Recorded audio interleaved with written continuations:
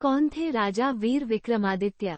महाराज विक्रमादित्य के बारे में देश को लगभग शून्य बराबर ज्ञान है, जिन्होंने भारत को सोने की चिड़िया बनाया था और स्वर्णिम काल लाया था। उज्जैन के राजा थे गंधर्वसेन, जिनके 3 संतानें थी। सबसे बड़ी लड़की थी मैनावती, उससे छोटा लड़का भर्तृहरि और सबसे छोटा वीर विक्रमादित्य।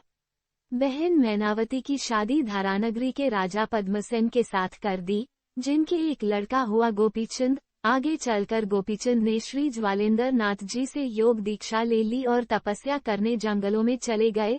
फिर मैनावती ने भी श्री गुरु गोरक्षनाथ जी से योग दीक्षा ले ली। आज ये देश और यहाँ की संस्कृति केवल विक्रमादित्य के कारण अस्तित्व में है। अशोक मौर्य ने बौद्ध धर्म अपना लिया था और बौद्ध बनकर 25 साल राज किया था। भारत में तब सनातन धर्म लगभग समाप्ति पर आ गया था। देश में बौद्ध और जैन हो गए थे। रामायण और महाभारत जैसे ग्रंथ खो गए थे। महाराज विक्रम ने ही पुनः उनकी खोज करवाकर स्थापित किया। विष्णु और शिव जी के मंदिर बनवाए और सनातन धर्म को बचाया। विक्रमादित्य के 9 रत्नों में से एक कालिदास ने अभिज्ञान शाकुंतलम लिखा, जिसमें भारत का इतिहास है। अन्यथा भारत का इतिहास क्या मित्रों? हम भगवान कृष्ण और राम को ही खो चुके थे। हमारे ग्रंथ ही भारत में खोने के कगार पर आ गए थे। उस समय उज्जैन के राजा भर्तृहरि ने राज छोड़कर श्री गुरु गोरक्षनाथ जी से योग की दीक्षा ले ली और तपस्या करने जंगलों में चले गए। राज अपने छोटे भाई विक्रमादित्य को दे दिया।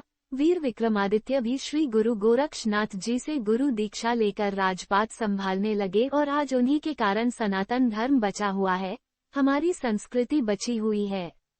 महाराज विक्रमादित्य ने केवल धर्म ही नहीं बचाया, उन्होंने देश को आर्थिक तौर पर सोने की चिड़िया बनाई। उनके राज को ही भारत का स्वर्णिम राज कहा जाता है।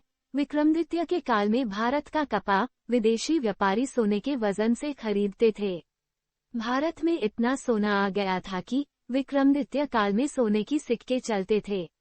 हिंदू कैलेंडर भी विक्रमादित्य का स्थापित किया हुआ है। आज जो भी ज्योतिष गणना है, जैसे हिंदी संवत, वार, तिथियां, राशि, नक्षत्र, गोचर आदि उन्हीं की रचना है। वे बहुत ही पराक्रमी, बलशाली और बुद्धिमान राजा थे। कई बार तो देवता भी उनसे न्याय करवाने आते थे। विक्रमादित्य के काल में हर नियम धर्मशास्त्र के हिसाब से बने होते थे। न्याय, राज सब धर्मशास्त्र के नियमों पर चलता था। विक्रमादित्य का काल राम राज के बाद सर्वश्रेष्ठ माना गया है, जहां प्रजा धनी और धर्म पर चलने वाली थी। पर बड़े दुख की बात है कि भारत के सबसे महानतम राजा के बारे में ज्यादा किसी को मालूम नहीं है। कृपया आप लोग शेयर तो करें ताकि देश के ज्यादा से